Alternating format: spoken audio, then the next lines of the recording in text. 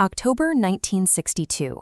John F. Kennedy sits inside the Oval Office, reviewing a speech that contains a terrifying directive. He is preparing to order a conventional military strike on the soil of Cuba. Inside the White House, Robert Kennedy scribbles down two unthinkable estimates for American casualties: 42 million dead versus 90 million. 42 million if the United States strikes first, 90 million if they wait for a Soviet launch. A choice with impossible consequences. But the American public was shielded from this math. Instead, they were told the president had thrown a naval blockade around Cuba, forcing the enemy to retreat through sheer American strength. The administration framed the crisis as a flawless victory of diplomatic courage. To the public, the president simply stared down the Soviet Union until they blinked. This official narrative was a carefully constructed illusion. Behind closed doors, the world was saved by a covert bargain, a secret deal that established a new standard for managing global survival through calculated deception. To understand why the president resorted to this deception, we have to look back to April 1961. The CIA-orchestrated Bay of Pigs invasion ended in catastrophic embarrassment for the United States. Kennedy realized his intelligence directors had deeply misled him, operating like a rogue state within his own government. Furious, he threatened to splinter the CIA into 1,000 pieces and scatter them into the winds. A year later, during the missile crisis, the pressure from his own military was suffocating. General Curtis LeMay aggressively pushed for an immediate invasion of Cuba, even comparing the president's hesitation to the appeasement of Adolf Hitler. But the military's plan was missing a critical piece of intelligence. As these surveillance photos of Lodge-Position show, the Soviet Union already had nearly 100 tactical nuclear weapons stationed on the island. If an American invasion force had landed, they would have been instantly vaporized. The conflict would have escalated immediately into a full-scale nuclear exchange. Kennedy realized he was walking into a trap set by his own military machine. He decided he could no longer trust official channels to prevent the end of human civilization. Kennedy began operating in secret, even from his own advisors. He quietly wired the Oval Office with hidden microphones to record the raw, unfiltered terror of the men advising him. Bypassing the State Department and his hawkish generals, Kennedy deployed his brother, Robert, to operate in the shadows.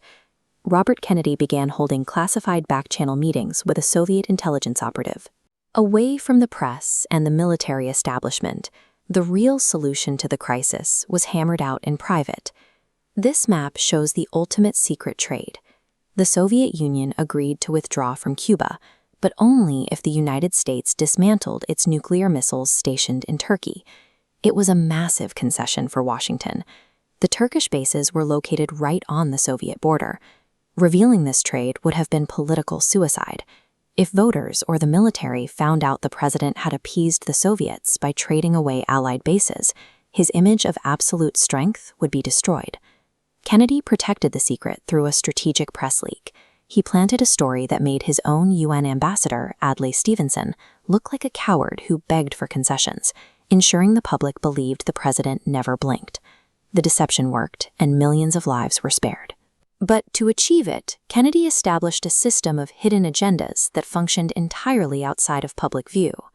This culture of secrecy soon defined the administration.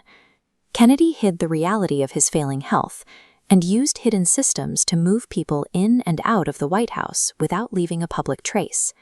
This shadow management eventually infected foreign policy. Less than a year later, the administration secretly signaled support for a military coup to overthrow President Ngo Dinh Diem in South Vietnam. White House officials calculated the logistics of the move from the shadows, but they could not control the forces they unleashed. Diem was brutally assassinated, plunging the United States deeper into the Vietnam War. On November 22, 1963, the Kennedy era concluded in Dallas. In the chaotic aftermath, the government triggered an immediate and total lockdown of information. The American public was handed a neatly packaged official narrative that a lone gunman was solely responsible, a conclusion that left countless questions unanswered. Decades later, investigations revealed that the FBI and CIA had withheld crucial information from the commission investigating the assassination. Agents were even ordered to destroy evidence. The culture of secrecy Kennedy refined to save the world was ultimately used by the government to obscure the facts of his own death. When a government can successfully hide the truth to protect a nation, the line between shielding the people and deceiving them is lost.